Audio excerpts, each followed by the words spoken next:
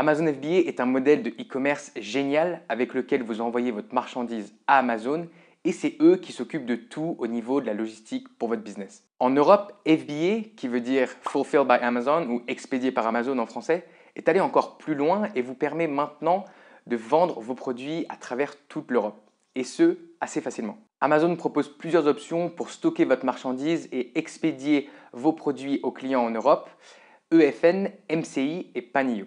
Dans cette vidéo, on va regarder ensemble le fonctionnement de ces différents modèles logistiques, leurs avantages et leurs inconvénients, et aussi les obligations fiscales que ça entraîne pour votre business au niveau de la TVA. Salut, c'est Sébastien et bienvenue sur Liberté Digitale, la chaîne où on apprend à gagner sa liberté financière et géographique grâce à son business sur Amazon FBA. N'oubliez pas de laisser un petit like si cette vidéo vous apporte de la valeur et aussi abonnez-vous à la chaîne pour voir plus de vidéos si vous aussi vous voulez vous lancer sur Amazon FBA. Sans plus attendre, on passe directement dans mon ordinateur pour l'explication de ces programmes. Alors le premier modèle de logistique que vous pouvez utiliser quand vous vendez votre marchandise en Europe, c'est EFN, qui veut dire European Fulfillment Network ou Réseau de distribution européen en français. Donc ce modèle-là, c'est le plus basique. Vous allez envoyer votre marchandise dans l'entrepôt d'une seule marketplace. Donc, dans le cas ici sur la carte, cet entrepôt, cette marketplace, c'est la France. C'est le modèle le plus basique et c'est comme ça que la plupart des vendeurs commencent. Donc voilà, c'est l'option, on va dire, la plus facile à mettre en place quand on débute. Et c'est aussi comme ça que je me suis lancé personnellement. Donc avec EFN, vous expédiez aux clients en France ou dans votre marketplace principal avec le tarif local. Donc, comme on peut voir sur ce PDF d'Amazon, par exemple, si vous voulez envoyer un colis de taille standard de moins d'1 kg à un client en France depuis un entrepôt en France, ça vous coûtera 5,32 €. Donc, vous pouvez expédier aux clients partout en Europe avec EFN si vous avez créé et traduit vos listings sur les autres marketplaces en utilisant le même eSIN, ça c'est important. Et le coût d'envoi sera celui des expéditions à l'étranger pour le coup. Donc là, on passe sur une autre page de ce PDF que je mettrai aussi en description.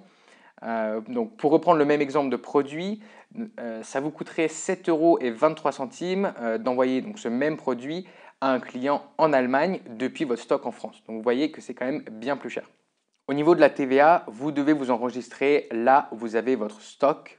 Donc dans cet exemple, encore une fois, ça serait la France. Donc jusque-là, c'est assez facile. Les complications arrivent si votre volume de vente dans un autre pays dépasse le seuil autorisé. Donc là, vous devrez vous enregistrer à la TVA dans ce pays.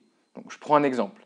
Si vous avez votre stock en France, vous devez vous enregistrer à la TVA en France. Mais si vous vendez aussi pour plus de 35 000 € par an de marchandises à des clients en Espagne, même depuis votre stock en France, vous devrez vous enregistrer à la TVA espagnole. Donc chaque pays a un seuil différent de vente à distance. Par exemple, c'est 100 000 € pour l'Allemagne, 100 000 € pour les Pays-Bas. Pour la plupart des autres pays, c'est 35 000 €, ce qui est assez bas. Je vous laisse le lien avec les seuils maximum de vente à distance pour tous ces pays en description. Le seul conseil que je vous donnerai, c'est si vous voyez que vous allez dépasser ce seuil dans un pays, prenez vos précautions et commencez la procédure d'enregistrement de la TVA avant. Vous ne voulez pas faire ça dans l'urgence. Alors, quels sont les avantages de EFN?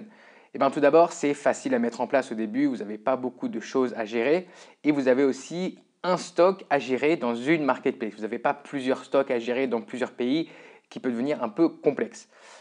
Vous avez aussi à vous enregistrer seulement dans un pays à la TVA, à moins que vous vendiez vraiment beaucoup de volume dans un autre pays. Mais en général, quand vous commencez, vous allez être enregistré dans seulement un pays, dans votre marketplace principal. Et c'est aussi plus facile de se lancer sur EFN si vous avez un petit budget, car vous n'avez pas à gérer plusieurs marketplaces à la fois, à avoir énormément de stock. Donc voilà, si vous avez un petit budget pour vous lancer, je vous recommande EFN.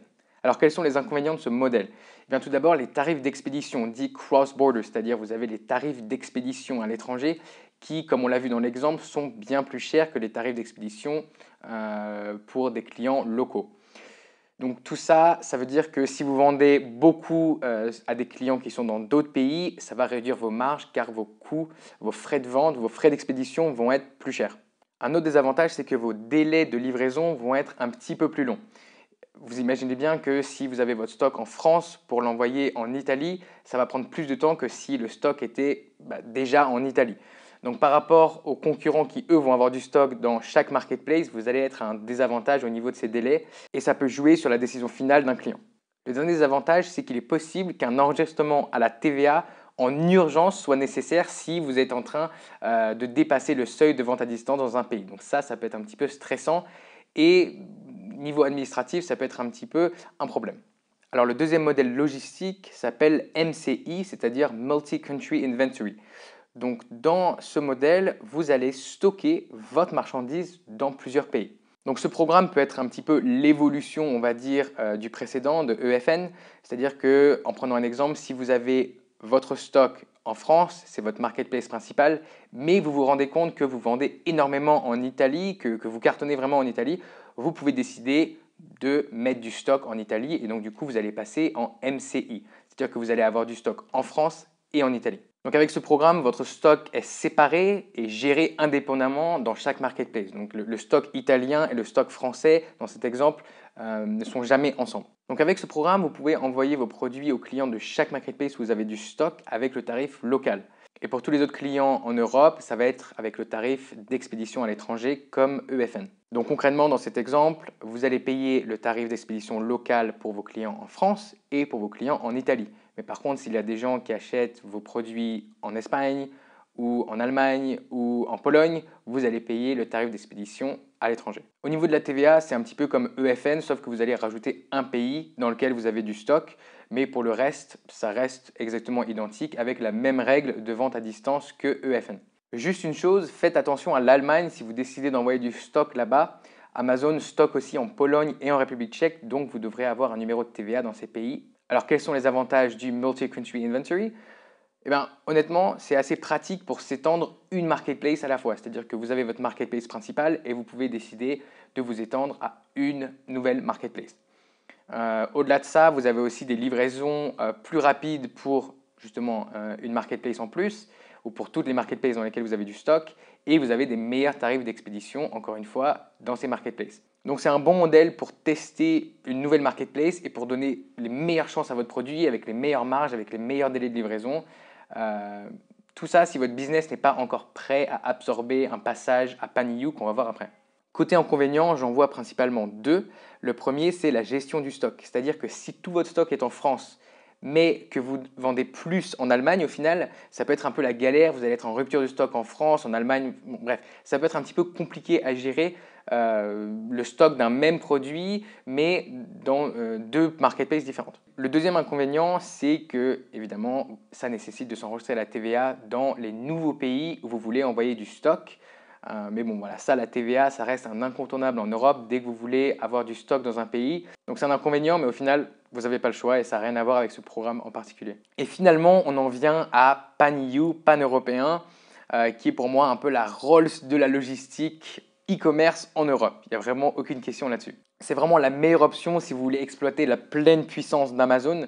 Et aussi, il faut savoir qu'Amazon pousse ce programme à fond. Ils essaient vraiment de se développer et de scaler ce programme. Donc, ils font souvent des promos pour encourager les vendeurs à adhérer. Donc, dans ce programme, vous avez seulement besoin d'envoyer de marchandises dans un entrepôt, dans une marketplace. Et Amazon se charge de distribuer votre stock dans les entrepôts à travers son réseau dans toute l'Europe. Donc ça, c'est vraiment pratique parce que vous pouvez envoyer toutes vos marchandises dans un entrepôt en France et Amazon va répartir tous vos produits à travers l'Europe dans tous ces entrepôts gratuitement et automatiquement. Ça, c'est vraiment génial. Amazon a fait une annonce il y a quelques jours en indiquant aux vendeurs qu'il était maintenant possible de choisir les pays dans lesquels on veut stocker notre marchandise, même en Pan-EU. C'est-à-dire qu'avant, on était obligé de stocker dans tous les entrepôts d'Amazon et maintenant, on peut choisir, on peut en exclure quelques-uns.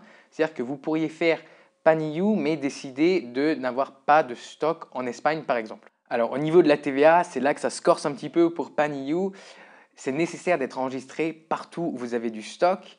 Alors avec la nouvelle règle, vous pouvez passer en Pan-EU même si vous n'avez pas encore de numéro de TVA dans tous les pays. Mais si vous voulez faire Pan-EU à fond, vous allez devoir avoir 7 numéros de TVA. Avec Pan-EU, vous envoyez vos produits avec le tarif d'expédition local pour tous les clients qui sont dans les marketplaces où vous avez du stock. Et pour tous les clients d'autres pays européens, vous allez payer le tarif d'expédition à l'étranger. Alors, quels sont les avantages du programme Pan-EU quand vous vendez sur Amazon FBA ? Alors tout d'abord, vous allez envoyer votre stock à un seul endroit, donc ça va un petit peu simplifier votre logistique et réduire les coûts du shipping car vous allez pouvoir envoyer toutes vos marchandises groupées. Donc vous allez avoir des économies d'échelle là-dessus.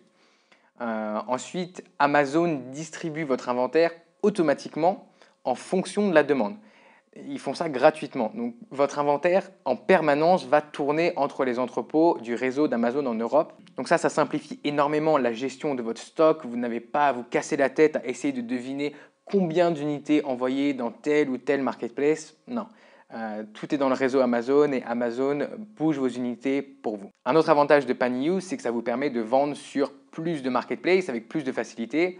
Si vous vendez sur plus de marketplaces, normalement, ça équivaut à plus de ventes. Donc ça, c'est quand même un avantage à ne pas négliger. Le dernier atout majeur de Paniyu, c'est que ça va vous permettre de réduire vos coûts d'expédition de vos produits à vos clients car vous allez expédier en tarif local et non en tarif expédition à l'étranger. Donc ça va permettre d'augmenter votre marge sur chaque produit vendu. Alors maintenant, quels sont les inconvénients de Paniyu? Alors très rapidement, il y a déjà l'enregistrement et la gestion de la TVA dans 7 pays. Donc je vous conseille de vraiment pas tarder si vous voulez passer en Paniyu. C'est des procédures administratives qui sont assez longues avec pas mal de documents. Donc voilà, il faut prendre un petit peu d'avance.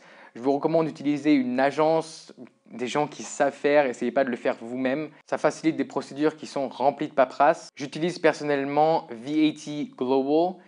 J'en ai entendu du bien, mais dans mon expérience personnelle, ils sont OK, mais pas excellents. Donc pour l'instant, je n'ai pas d'autres recommandations à vous faire.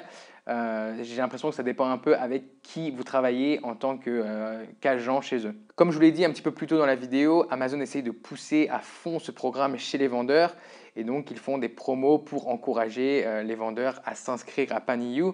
Et un des blocages les plus fréquents, c'est la TVA.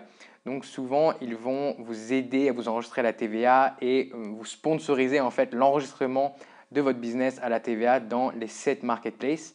J'ai réussi à avoir l'enregistrement dans toutes les marketplaces, plus la première année de déclaration payée par Amazon. Donc, je vous encourage à demander Sell Essential s'il y a une promotion en ce moment. Je suis aussi en train de tourner une vidéo plus pointue spécialement sur Paniyu. Donc, dès qu'elle sortira, je vous la mettrai en lien juste en haut et aussi, je vous mettrai ça dans la description de la vidéo. Alors maintenant, un mot rapide sur le cas du Royaume-Uni. Alors, la plateforme UK est toujours inclus dans EFN et dans Paniyu. C'était d'ailleurs une marketplace de choix pour les vendeurs car les démarches administratives au UK sont un petit peu plus faciles que dans le reste de l'Europe. Mais le Brexit a changé la donne, comme vous pouvez l'imaginer, et Amazon a communiqué là-dessus au début de l'année et a indiqué que les offres FBA ne seront plus expédiées depuis UK vers les autres pays EU via le programme EFN. Donc vous ne pouvez plus avoir votre stock au UK et juste envoyer et expédier vos marchandises dans toute l'Europe. Ça sera plus possible à partir du 1er janvier 2021.